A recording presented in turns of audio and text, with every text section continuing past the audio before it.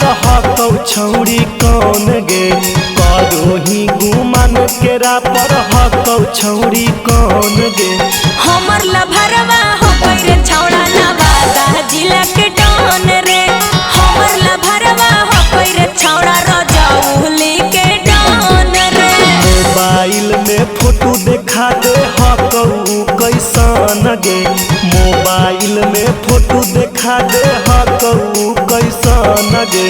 हमर लभरवा हो रे छौड़ा गया जिला के डॉन रे हमर लभरवा हो रे छौड़ा नालंदा जिला के डॉन रे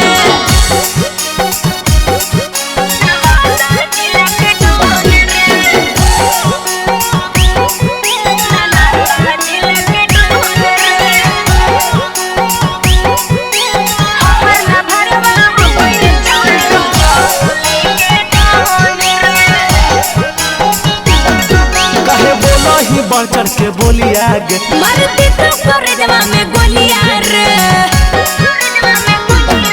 छोड़ी दे दे तू अपन नंबरवा गे जाते बुलमी तो हो तो मडरवा रे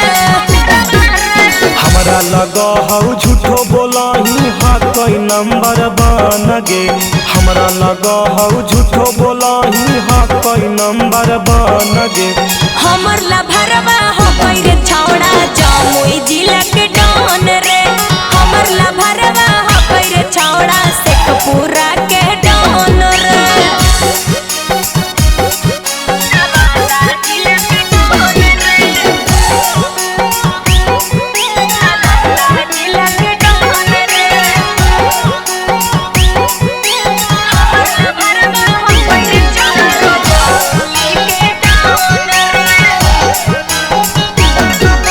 हकौ गाँव के गे सभे डरा हो रबो के नाम से रे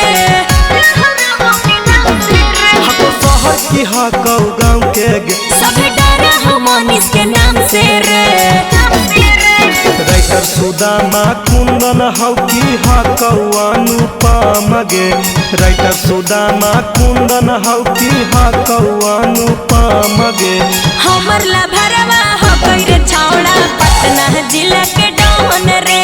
हमर लभरवा हो रे छौड़ा जहानाबाद के डॉन रे